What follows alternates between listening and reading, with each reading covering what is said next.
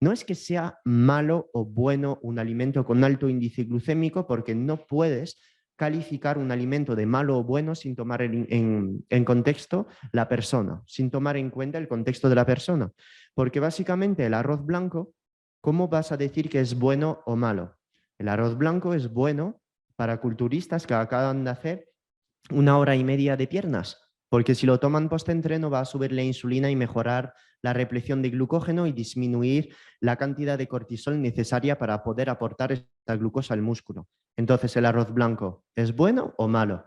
Pues en este caso es bueno, pero el arroz blanco en la misma cantidad a un diabético de tipo 2 sentado en un sofá deprimido, hipotiroideo, sin líbido, sin testosterona, ¿es bueno o malo? Pues en este caso es malo, porque va a subir demasiado la glucosa y va a crear hiperglucemia que va a poder oxidar el cortisol, el colesterol y otras moléculas y entonces va a dañar a la persona.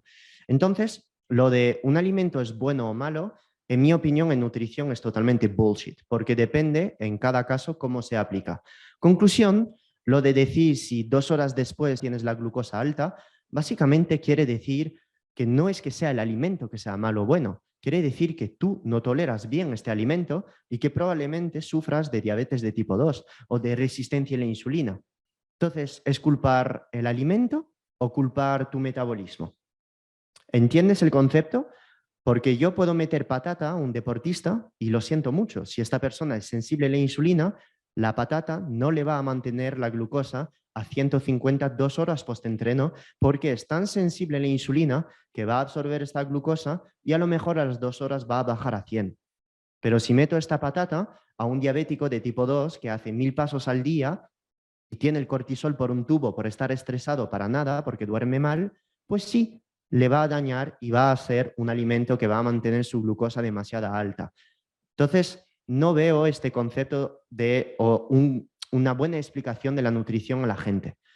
Mi objetivo con la nutrición es explicar que hay alimento para todo el mundo y que en función de lo que hace la gente, pues puede permitirse cosas o no. Conclusión, lo de un alimento nos agrade o no solo viendo el resultado de la glucosa 2 horas después, pues no estoy nada de acuerdo con esto. ¿Es el alimento que es malo o es realmente nosotros quien tiene el metabolismo de la glucosa alterado? Entonces, yo no sería partidario de clasificar alimentos así. Mi objetivo es qué puedo hacer para mejorar mi respuesta a la glucosa cuando yo tomo este alimento. Básicamente, la diabetes de tipo 2 se puede medir con la respuesta a la glucosa después de la ingesta de un alimento que se llama la glucosa postprandial. Es uno de los criterios que utilizamos para saber si una persona es diabética de tipo 2. Porque si nosotros damos glucosa a una persona y 2 horas después sigue estando tan alta esta glucosa, básicamente la persona es que tiene resistencia a la insulina. No es que el alimento le agrade o no, es básicamente a la persona hacer que el trabajo tenga que estar hecho por la persona para mejorar su respuesta a la glucosa. No es el alimento en sí. ¿Entiendes por dónde vamos? Entonces, en una persona diabética de tipo 2, si come una patata, si come un helado, si come un chuche, obviamente, pues no va a venir bien este alimento para la mejora de su diabetes. Obviamente. Pero en una persona que está al límite de la diabetes de tipo 2, que necesita optimizar su salud, pues el objetivo es que ponga en mente a ver si dentro de 3 o 4 meses, tras haber cambiado mi nutrición, estoy mejorando mi respuesta a este carbohidrato. ¿Entiendes la diferencia de paradigma? En vez de considerarte como una víctima, considérate como un actor de tu salud. No veas los alimentos como un demonio, sino simplemente como herramientas que tú puedes utilizar en función de tu propio contexto. ¿Se entiende? Ok, en un diabético de tipo 2, obviamente, jamás en la vida le voy a recomendar meter 300 gramos de patata por la noche, ni tampoco arroz, ni tampoco boniato, porque la persona es tan resistente a la insulina que voy a oxidar demasiado su terreno. No, le voy a educar a realizar correctamente una nutrición low carb con muy poca cantidad de alimentos ricos en carbohidratos, ni siquiera boniato, porque en algunas personas puede elevar demasiado la glucosa, tirando de fuentes vegetales, tirando a lo mejor de frutos rojos y alimentándole con nutrientes densos, con alimentos densos, con sardinas, con hígado, con calabaza, con entrecots, con alimentos que le van a dar con pocas calorías muchos nutrientes para poder soportar la cápsula adrenar, la tiroides y la función. Entonces, obviamente, pues de responder de manera tan drástica a un alimento es algo por corregir. Tenéis que ver este tipo de cosas como, ¿por qué me sale tan alta la glucosa después de haber ingerido X, Y o Z alimento? Bueno, pues a lo mejor tengo que trabajar en esto, indagar un poquito más en este tipo de cosas. Y es normal, no va a reaccionar todo el mundo al alimento igual. Hay personas que van a tomar un cookie y van a reaccionar subiendo de 10 puntos su glucosa y otras personas van a tomar un cookie y se va a elevar la glucosa de 100. Obviamente todo esto es muy, muy individual. ¿Por qué? Pues no todos tenemos los mismos niveles de hormonas en el cuerpo. Es básicamente lógico. Entonces, yo no, lo de que un alimento nos agrade o no solo viendo la glucosa, sí, puede tener sentido, perfecto, pero no es lo único que tienes que ver en toda la ecuación de la salud. Yo seré partidario también de ver si tienes defectos, de impacto a nivel de la piel, si tienes ojeras, si te duele la cabeza, si te despiertas por la mañana con signos de hipotiroidismo, con muchas ojeras, con depresión, con fatiga, si retienes demasiado líquido por ninguna razón, si no tienes líbido, si tienes fatiga, todo esto es algo que tenemos que observar, no solo también con la glucosa. ¿Se entiende esto? Entonces lo veo como un poco reduccionista, ¿no? Bien.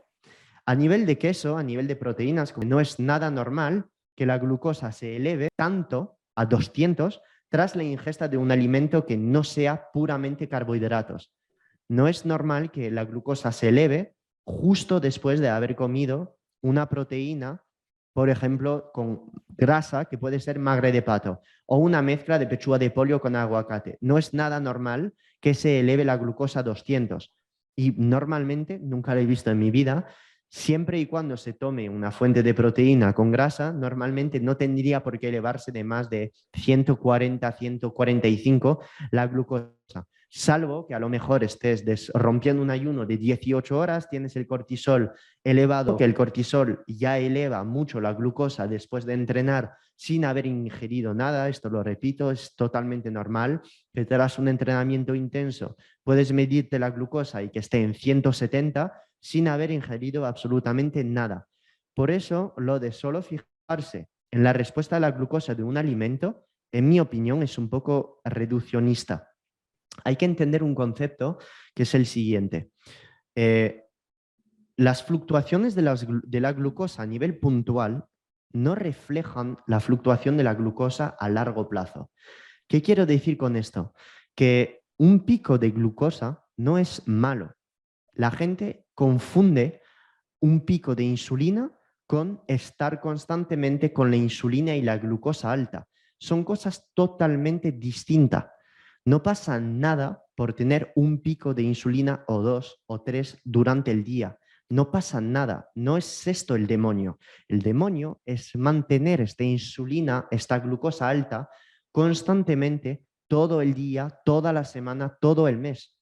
Porque es la constancia en la presencia de glucosa e insulina lo que va a tener un impacto drástico sobre la pared de nuestros vasos sanguíneos, nuestro colesterol y otras lipoproteínas, y es esto entonces que tiene peligro. Pero no es un pico o dos de glucosa y de insulina durante el día que es peligroso. La gente confunde el pico de insulina puntual en el día con la resistencia a la insulina de un diabético, que no tiene nada que ver. Si nosotros no tuviésemos picos de insulina, no podríamos construir masa muscular. No podríamos convertir la T4 a T3. Cuando no podemos convertir T4 a T3, no podemos perder grasa. No podemos sentirnos bien, no podemos tirar por la mañana, no podemos tener pensamientos, focus de concentración, no podemos tener líbido. Entonces, todos estos procesos dependen de la insulina y dependen de cantidad suficiente de ella. Tener insulina demasiada baja tampoco es bueno, porque quiere decir que el páncreas ya no responde correctamente a los pocos carbohidratos que le estamos metiendo. ¿Entendemos todo esto? Bien, entonces, un poco reduccionista la perspectiva de dejar de comer un alimento solo por la respuesta postprandial. Pero obviamente, si 2 horas después tienes 160 tras haber ingerido este alimento, pues lo tendrás que disminuir porque no es nada normal. Pero tienes tú también que trabajar para mejorar esta respuesta.